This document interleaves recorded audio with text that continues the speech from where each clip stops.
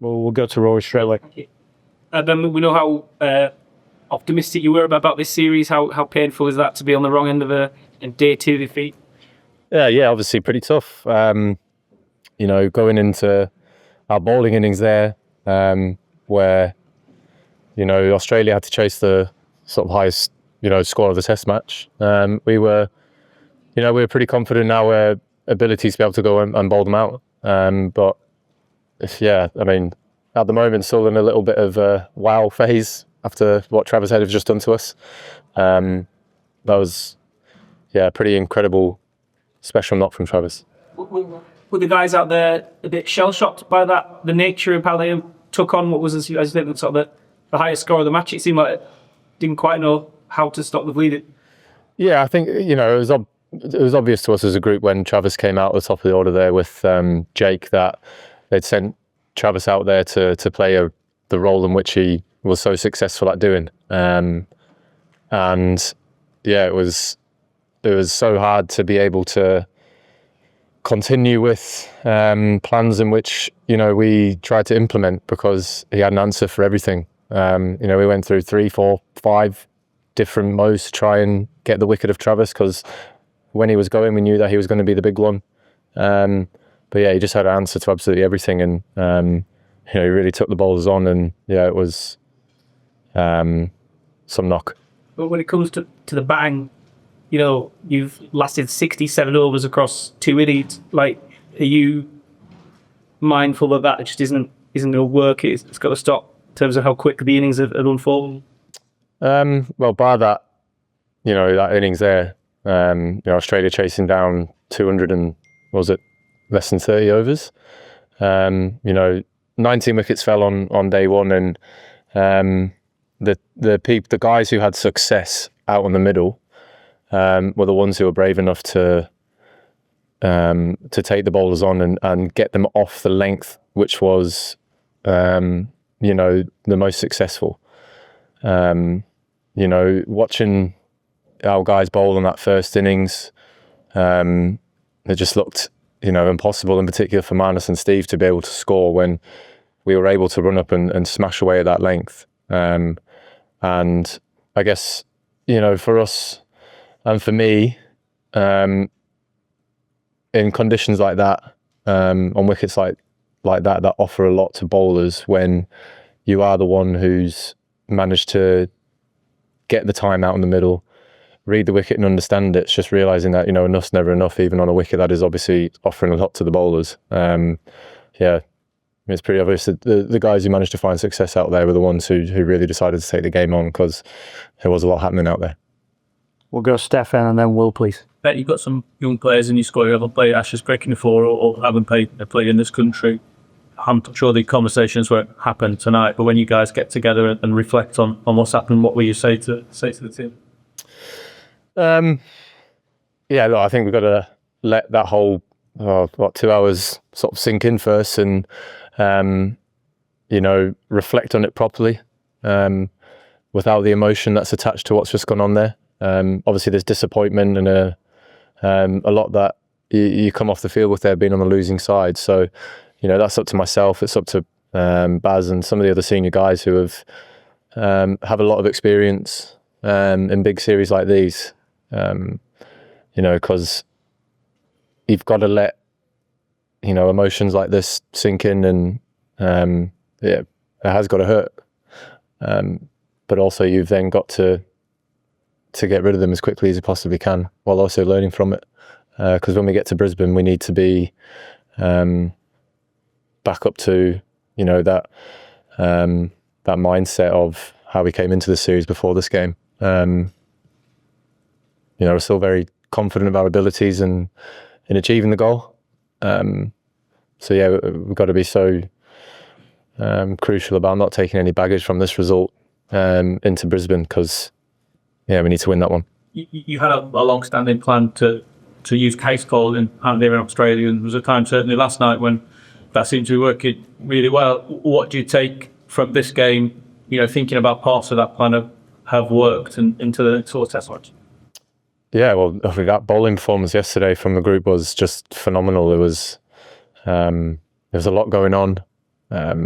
we had the Aussies jumping around, finding it very hard to score against us as well. Obviously, there was pace, there was incredible skill to be able to bowl them out for 120. And then you fast forward to the day after, and then the outcome of the same group of bowlers is completely different.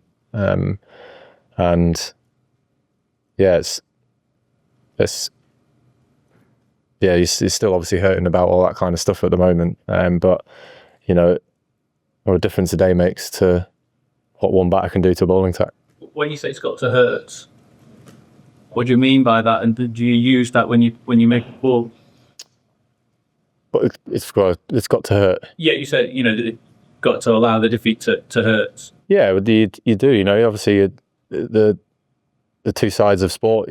Winning and losing, the emotions are completely different. There's the highs of winning, and as everyone says, when you got to let that go and then move on to the next one, just as you do when you have these emotions in sport.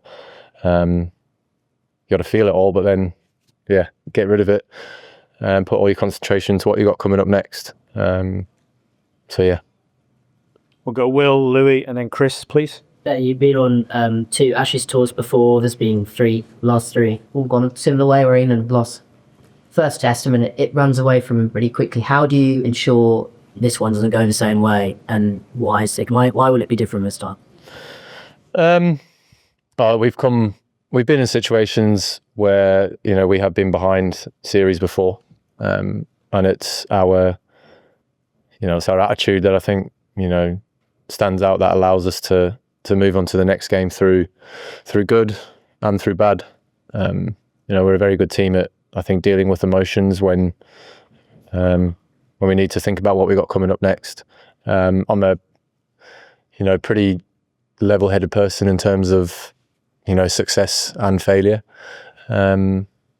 So yeah, I'll wake up in the morning, still be incredibly disappointed, but all of my focus and all of my energy will be going into getting the group back up, and moving our thoughts and what we need to do onto Brisbane. Can I just ask about that period half an hour after lunch where lost 4 quick wickets? Would you say that was your batting approach being taken too far, or is that actually what you want to see your players doing what they executed for, or was the approach wrong? Oh, look, I think you can label it how you want when obviously things are dictated on the outcome of a decision. As I said, the batsmen who found success out there were ones who any scoring opportunity came their way, they didn't feel like they wanted to let go. You still have to find ways of scoring runs on flat wickets. You have to find ways of scoring runs on wickets that offer a lot for the bowlers. And yeah, I think the way in which the 19 wickets fell on day one, we were more proactive with our approach of scoring those runs. Hence how we managed to come away with a 50-run lead. But yeah, obviously it would have been nice to have a bigger lead going into our last bowling innings. But yeah, we were very confident about our ability to keep Australia restricted to under 200 and win the game, but that wasn't the case. We'll go Louis at the back, and then Chris, Fish. And you mentioned that about the Aussies yesterday, the speedy bowlers, but the down today, who sets out as a stew? I think that's can be a natural thing to happen. The day one expenditure of an Ashes series, I think it takes a lot out of you, more than what people could probably understand. We threw quite a lot of energy and effort into that bowling performance yesterday. And look, it's not like we're all bowling slowly. Even if the paces were down a few Ks, so I'd like to sit in mid 140s, high 130s. So, yeah, I wouldn't say that's slow. Chris, down, and we'll finish with Andrew. Go ahead, Chris. Ben, you mentioned not going to Brisbane with any baggage. I guess it's difficult with a large group because everyone's different. But how do you, as captain, ensure that there isn't any baggage and it ends that game as confident as they were leagues this week. Yeah, it's, that's one of the things about leadership is, obviously it's pretty easy when things are going swimmingly well to be able to move on to the next one, and it might be a little bit more difficult to do it when you're leaving with from a disappointment from a game to the next one. But that's the great thing about this role is that you have more responsibility than just out on the field. We've been here before. We know what it's like to lose a game. So look, we know that we are a good team at bouncing back. And yeah, it's up to me and Brendon and the other senior guys over the next however many days we've got before the next one to make sure that we're in the right place mentally that we need to be in to go into that Brisbane game and come out with a result. You draw on what happened in the summer of 2023 to kind of help you with that, bring the back for 2-0 down? I mean, you could maybe use that as in however way that you want. But again, history is history. We've got stuff to do moving forward, and we know what we need to do. And yeah, me and Basil will do the right thing. Dan? And do you expect that, given the success Australia had with Travis Head at something, they will continue to do that in the remainder of the series? And would you prefer him down the order? I'll let you ask Steve that. And last one, Andrew, please. But you've spoken about our wicket batting, that it's the players who attack most that thrive. But on the other side, you feel like your batsmen need to bat for longer so that your bowlers can rest for longer. I mean, I get the question, and obviously I understand it, but it's, bat for longer is a pretty easy thing to say, a lot harder to do. Do they need more rest, your bowlers? Every bowler would love a bit more rest, but yeah. Okay, I think we're done. Thank you. Thanks, guys. Yeah.